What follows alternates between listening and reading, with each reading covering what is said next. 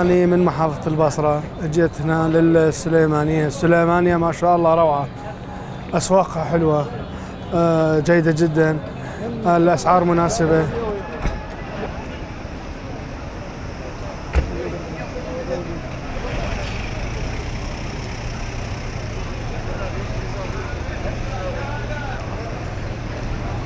زیاتر بۆی ڕوو دەکەنە ئەم بازارە میلیانە چکم بەڕاستی سعرەکەی گونجاوە. ئەم بازارانە وەک لە ئەهلەکان و وەک لە شوێنەکانی تر وەکو مۆڵەکان هەرزانتریشە و گونجاوتریشە بۆ ئەو کەسانە کە دانەوێت جل بکڕنیان ئەو کاڵانە بکڕن پێویستیان بێ لێرە بە سعرێکی کەم دەستیان ئەکەوێت. فەرق و جیاوازیتیان نییە، یەک سعر یەک شێوازدان درراوە، هەموو کەسەکان هەموو ئەو گەنجانە دێنە ئێرە ئەو سعرەی کە ئەیانەوێ مەبەستیانە ئەو سعرە ئەو پارەی پێ بدەن بەو کاڵایەت بووی دابین کراوە لێرە دانراوە و دەیانەوێت لێرە شتەکانیان بکڕن.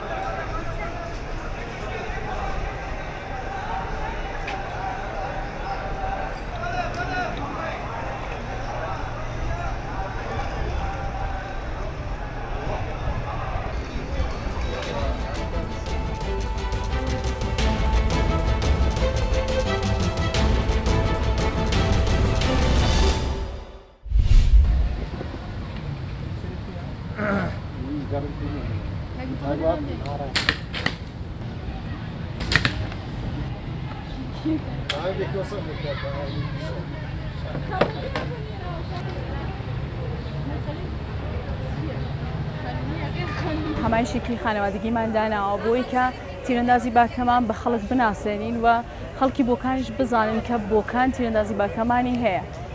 لەبەرەوە مۆزوعێمە هەمان شێکمان تەرتیبدا کە خەڵک بێن، خانەوادەکان بێن، ئێستێدادیابیەک بکەین و خەڵک جەزب بکەین بۆ ئەو ڕشتەیە.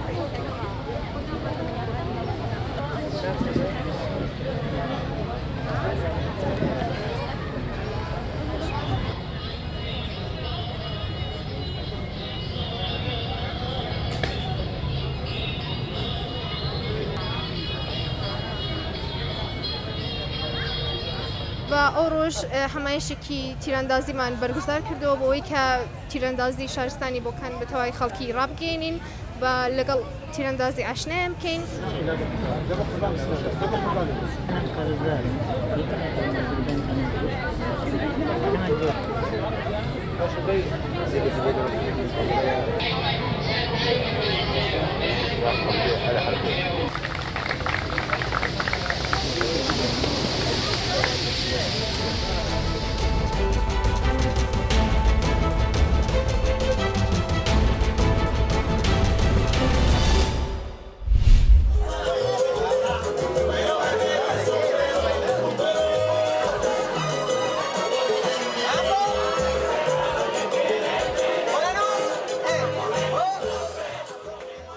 ئێمە پێنجشەمان لێرە چاڵەکیمان هەیە، هەموو پێنجشەمەیەک لێرە ئەو دانسەی کایبێنن لە دواوە ئەمە پێڵەن دانسی سالسا.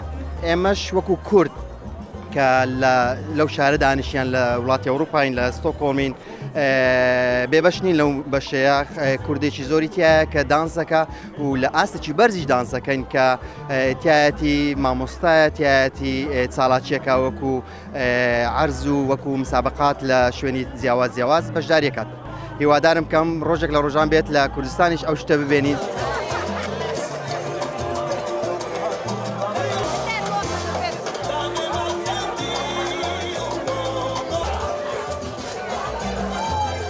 Sen 2013 har jag börjat köra en gång på sommaren. Och sen till slut, sista 3 år, har jag kört här varje torsdag. Och jag kallar det för en Salsa Beach Party. Och det kom så mycket folk. Jag är jätteglad och nöjd med det. Men tanken var att jag vill att folk ska komma hit och dansa varje torsdag och ha kul. Och jag tackar också grannarna som är här. De är så snälla och låter oss vara här.